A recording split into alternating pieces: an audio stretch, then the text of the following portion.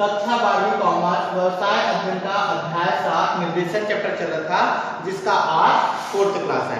3rd class में मैंने पर्यवेक्षक सुपरवाइजर के बारे में बताया था, उसके गुण, उसकी विशेषता, उसके क्या क्या कार्य होते हैं। आज हम लोग 4th क्लास में अभिप्रेरण टॉपिक को पढ़ेंगे। अभिप्रेरण का मतलब है यदि हम कोई काम को करते हैं और हमको किसी से या किसी व्यक्ति से काम करने की प्रेरणा मिलती है, मतलब चाह मिलती है, इच्छा होती है कि हाँ उसको देख के हम अपने काम को करें, तो उसी इच्छा, उसी गुण को हम लोग यहाँ पर अभिप्रेरणा बोलते हैं। ठीक है, या इसको बोल सकते हो सामान्य भाषा में लालच। ठीक, जैसे एक विद्यालय में छात्र का मन पढ़ने में नहीं लग रहा था, तब छात्रों ने कहा सर आज पढ़ने का मूड नहीं है। शिक्षक ने कहा कोई बात नहीं। सभी छात्रों ने सभी विद्यार्थियों को बुलाया। शिक्षक ने सभी विद्यार्थियों को टीपू सुल्तान के एक उत्साहवर्धक किस्सा सुनाया।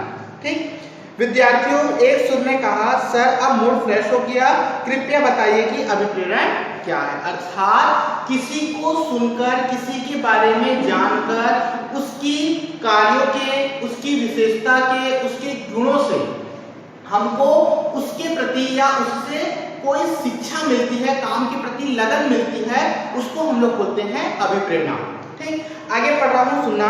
प्रबंध की सफलता कर्मचारियों की कार्य क्षमता पर निर्भर है। कर्मचारियों की कार्यकुशलता उसकी व्यावसायिक योग्यता व कार्य करने की इच्छा पर निर्भर है ना। जहां तक व्यावसायिक योग्यता का प्रश्न है, इसे कर्मचारियों की नियुक्ति व प्रशिक्षण द्वारा पूरा किया जा सकता है। आपको अगर कर्मचारी चाहिए तो उसको भर्ती कर लो और उसको प्रशिक्षण दे दो, तो वो निपुण हो जाएगा कि हाँ ये काम करने योग्य, सक्षम है, काम कर सकता है। आगे, किंतु कार्य करने की इच्छा पूर्णतः कर्मचारियों पर निर्भर होती है। आप काम करने के योग्य व्यक्ति को चुन सकते हो, किंतु उससे जबरदस्ती काम नहीं करा सकते। अगर वो काम नहीं करेगा तो आप क्या करोगे? तो उसको काम के प्रति लगन करवाना। लगन से मतलब है वो काम को बहुत अच्छे तरीके से प्रेरणापूर्वक करे। तो ऐसी स्थिति में आपको क्या करना पड़ेगा? उसको प्रेरणा देना पड़ेगा। नहीं आप ऐसे ऐसे करोगे, ऐसा होगा तो ये होगा, वो होगा, मतलब उसको एक प्रकार से लालच हो, चाहे किसी भी रूप में लालच हो, कि उसको काम के प्रति इच्छा जाहिर हो कि हाँ मैं ये काम को करूंगा। आगे बोलता है किंतु कार्य की इच्छा पूर्णतः कर्मचारी पर निर्भर होती है। कार्य करने की इच्छा के अभाव में व्यावसायिक व अन्य योग्यता महत्वपूर्ण है। कहा जाता है कि हम घोड़े को पानी तक ले जा सकते हैं, किंतु उसे पानी पीने के लिए विवश नहीं कर सकते। आप किसी भी जानवर, यहाँ पर घोड़े का उदाहरण दिया है कि आप किसी जानवर को या किसी घोड़े को आप पानी तक ला दो, वो आ जाएगा, किंतु उसको बोलो पानी पिला सकते हो क्या? नहीं, जब तक उसकी इच्छा, खुद की इच्छा नहीं होगी पानी पीने की। उसी तरह कर्मचारी को आप अपने व्यवसाय में, उद्योग में भर्ती कर सकते हो, रख सकते हो उसकी योग्यता देखकर, किंतु उसको काम करने के लिए मजबूर नहीं कर सकते जब तक उसकी खुद की इच्छा नहीं होगी। तो उसी इच्छा को काम के लिए ढकेलना या काम करवाना किसी भी प्रकार से, उसी को बोला जाता है अभिप्रेरण। अब आता है अभिप्रेरण का अर्थ एवं परिभाषा। अंग्रेजी भाषा में मोटिवेशन शब्द का मूल्य मोटिव से है। हिंदी में अभिप्रेरण कहा जाता है, मोटिव क्रिया के रूप में मोटिवेशन कहा जाता है, जिसका शाब्दिक अर्थ है इच्छा शक्ति को जागृत करना, मतलब काम के प्रति उसकी इच्छा को बढ़ाना।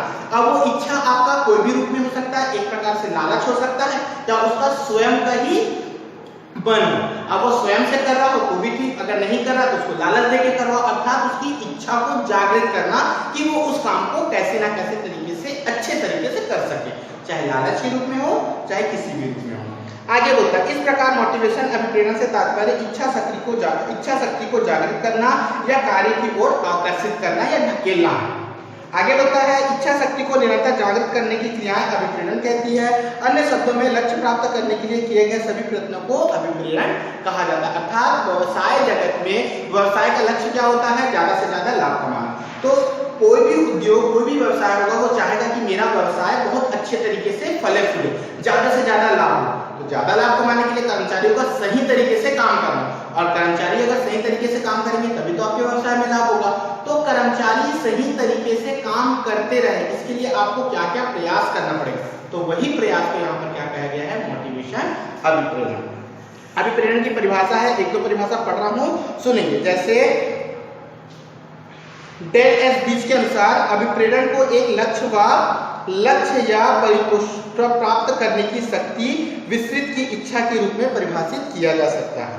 ठीक है। उसके बाद जूनियर एंड स्लेडर के अनुसार अभिप्रेरण अभिप्रेरित कर कार्य लेने की एक प्रक्रिया। अभिप्रेरण मतलब धकेलना, काम के प्रति रुचि जागृत करना कि आप इस काम को करो, तो काम को उसके प्रति किस प्रकार वो करें, इसकी इच्छा जगाना ही क्या कहलाता है, अभिप्रेरण कहलाता है। तो ऐसी और भी परिभाषा दी, आप इसको पढ़ेंगे।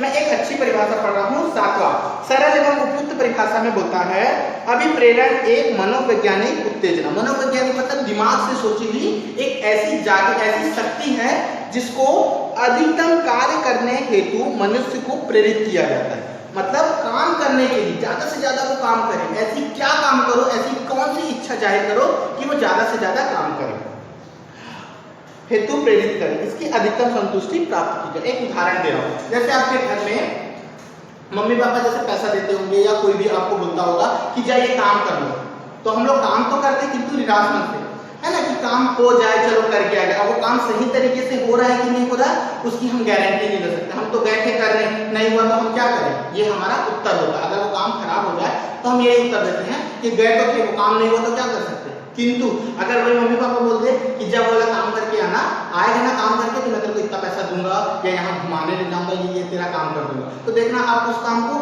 बहुत अच्छे तरीके से करके आओगे। क्यों? क्योंकि आपको मालूम है कि मैं जो वो काम करूंगा तो मेरे को क्या मिलेगा, इसका मेरे को फायदा मिलेगा, लाभ मिलेगा।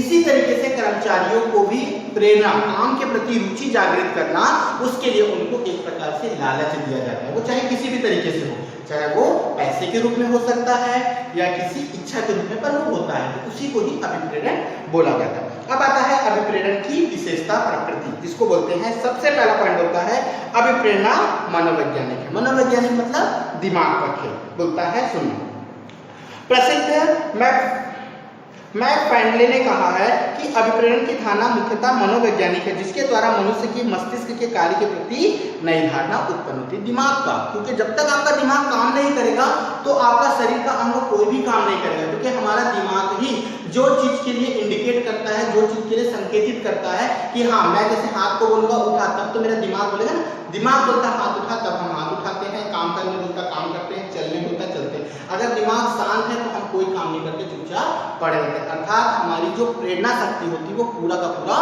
मस्तिष्क से निर्धारित होता है। आगे बढ़ता है, उसके अनुसार कार्य क्षमता, कार्य करने की इच्छा दोनों अलग अलग है। एक व्यक्ति शारीरिक, मानसिक व तकनीकी ढंग से कार्य करने में पूर्ण क्षमता रखता है, किंतु उसे कार्य करने की इच्छा नहीं, तो उसे मनोवैज्ञानिक तरीके से कार्य करने हेतु प्रेरित किया जाना चाहिए। अर्थात दिमाग से उसको, आपके पास सब चीज है, आप बहुत अच्छे हो, हर चीज कर सकते हो, किंतु आपकी इच्छा ही नहीं है, दिमाग इंडिकेट ही नहीं कर रहा आप काम करो, तो आप काम कर पाओगे, कभी नहीं करोगे। किंतु आपके पास सक्षम है, काम कर सकते हो, और मस्तिष्क भी बोला हाँ मेरे को ये काम करना है, तो आप उसको बहुत अच्छे तरीके से करोगे। इसी को बोलता है अभिप्रेरणा मनोवैज्ञानिक। दूसरा बोलता है अभिप्रेरण एक सतत प्रक्रिया।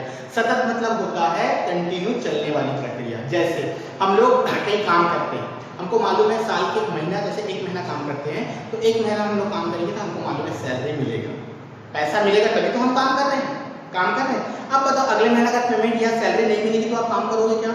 कभी नहीं करोगे। अर्थात हमको काम करते रहेंगे तो हमको पैसा मिलेगा, काम करते रहेंगे फिर पैसा मिलेगा, काम करते रहेंगे पैसा मिलेगा। अर्थात पैसा एक प्रकार से समझ लो हमारा अभिप्रेरण है कि हम काम कर रहे तो हमको पैसा मिलेगा, लालच है, हाँ हम काम करेंगे पैसा मिलेगा, मतलब हमको कंटिन्यू पैसा मिलेगा तो हम कंटिन्यू काम करेंगे, ये है ना। उसी तरीके से अभिप्रेरण भी एक सतत प्रक्रिया है। अगर अभिप्रेरण आप कर्मचारी को कंटिन्यू उसकी इच्छा को जागृत नहीं करोगे किसी भी रूप में, तो कर्मचारी काम नहीं करेंगे। इसलिए उनको निरंतर क्या करते रहना चाहिए, इच्छा जागृत करना चाहिए काम के प्रति। पढ़ रहा हूँ, सुनना। अभिप्रेरण लगातार चलने वाली प्रक्रिया, क्योंकि अभिप्रेरण का अभाव कुछ समय तक ही रहता है तथा श्रेष्ठ व शीघ्र कार्य हेतु बार बार अभिप्रेरण करना चाहिए। जैसे बच्चों को पढ़ने के लिए प्रतिदिन प्रेरित करना चाहिए। अभिप्रेरण की प्रक्रिया कितने दिनों की समय में, यह समय कार्य परिस्थिति व्यक्ति की उम्र व स्वभाव पर निर्भर करता है। तीसरा पॉइंट होता है अभिप्रेरण का संबंध प्राकृतिक व्यक्ति से। प्राकृतिक मतलब गाय भैंस, इसको नहीं बोलते ना, इसको नहीं बोलेंगे कि आप गाय को अभिप्रेरण करो काम के लिए, कुत्ते को बोलो, जानवर को बोलो, ऐसा नहीं, केवल मनुष्य को ही अभिप्रेरण कर सकते हो। अगला बोलता है संपूर्ण व्यक्ति अभिप्रेरित होता है, ठीक है। और संपूर्ण व्यक्ति अभिप्रेरण में मनुष्य का संपूर्ण भाग को प्रभावित किया जाता है। यह संभव नहीं कि मनुष्य किसी अंग जैसे नाक, कान, गला, हाथ अभिप्रेरित किया जाए। आप अगर प्रेरित कर रहे हो तो मस्तिष्क से, और मस्तिष्क का संबंध पूरे शरीर के हर एक भाव से, मतलब आपका पूरा का पूरा एक शरीर, मतलब मनुष्य पूरा का पूरा अभिप्रेरित होता है। अगला पॉइंट होता है अभिप्रेरण व्यक्ति के अंदर से, खुद की इच्छा होनी चाहिए काम करने की।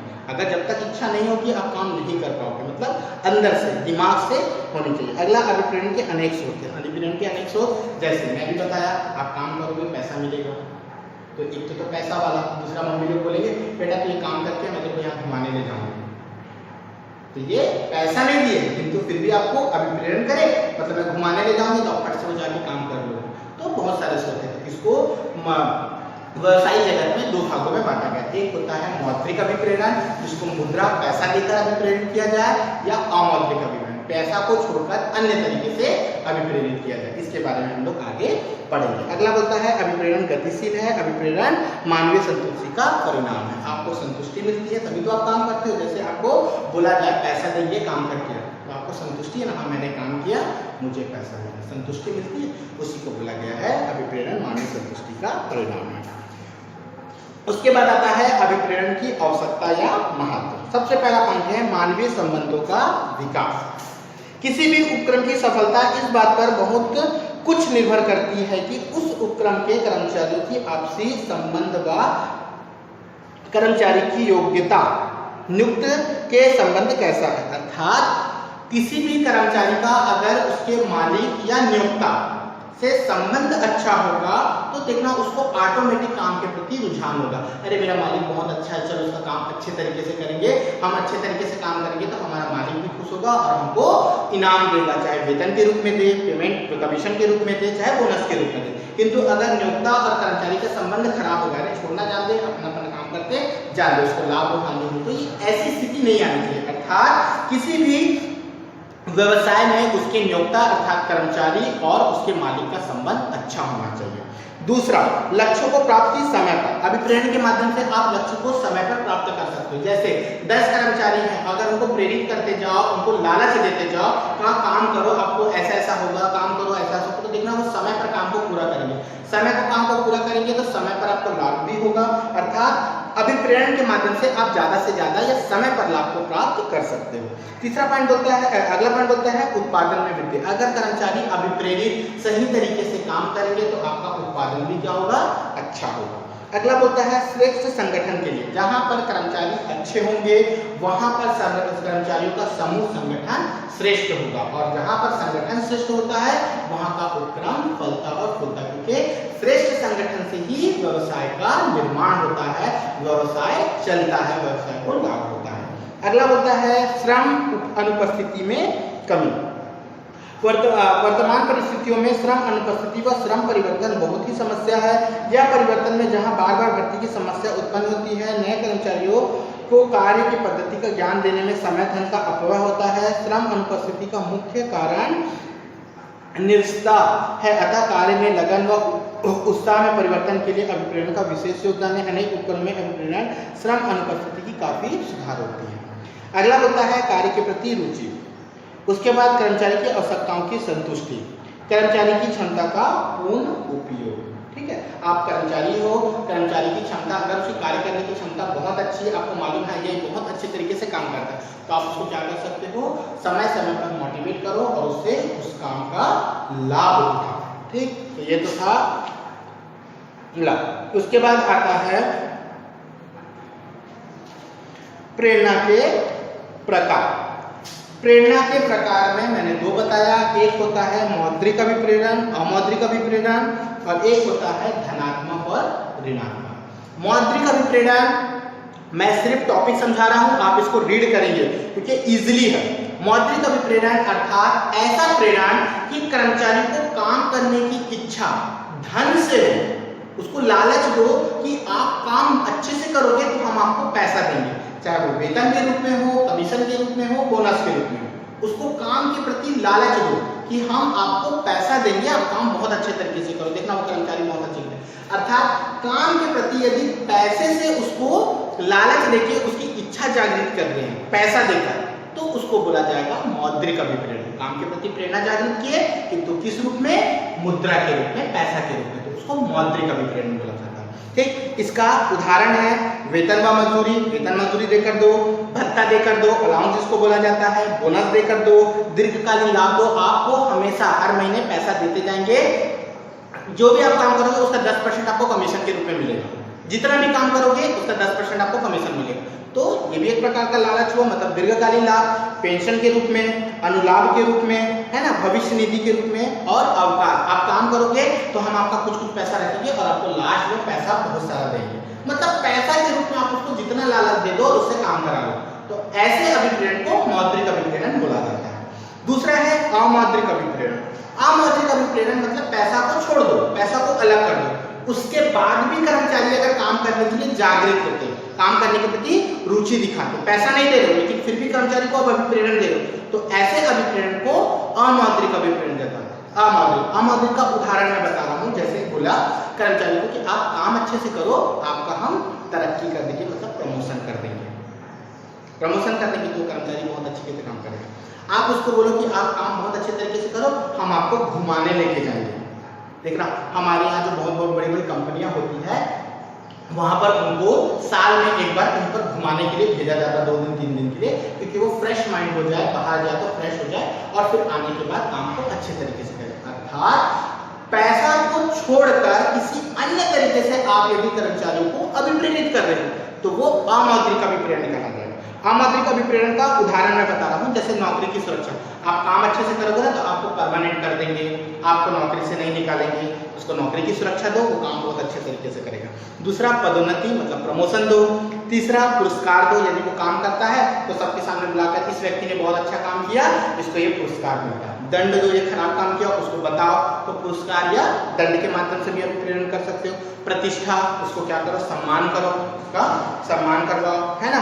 भय का अभाव मतलब आप उसको डर दिखाओ कि आप काम अच्छे तरीके से नहीं करोगे तो हम आपको नौकरी से निकाल देंगे। अर्थात पैसे को छोड़कर किसी अन्य तरीके से उस व्यक्ति से काम निकलवाना, काम के प्रति इच्छा जागृत करवाना ही क्या कहलाता है, अमौद्रिक अभिप्रेरण। ठीक, तो इसके 4-5 उदाहरण है, इसको आप लोग पढ़ लेंगे। तो ये तो था आप लोगों का क्लास 4 अभिप्रेरण।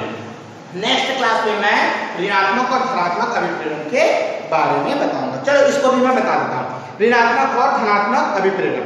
ऋणात्मक मतलब पहले धनात्मक अभिप्रेरण। धनात्मक अभिप्रेरण वह है जो कार्य करने में लगातार आकर्षित होते हैं, अच्छे कार्य आदत पर निर्भर होते हैं, उसे धनात्मक कहते हैं, मतलब काम के प्रति हमेशा तत्पर है, धनात्मक। और ऋणात्मक अभिप्रेरण में कर्मचारी के भय दिखाकर काम करने का प्रयास किया जाता है, मतलब डर दिखाकर पर वो काम करेगा, तो उसको बोला जाता है ऋणात्मक। तो ये तो था धनात्मक और ऋणात्मक अभिप्रेरण। नेक्स्ट क्लास में हम लोग प्रेरणा के लाभ से पढ़ेंगे। जितना मैं बताया हूँ उसको आप लोग अच्छे तरीके से रीड करेंगे।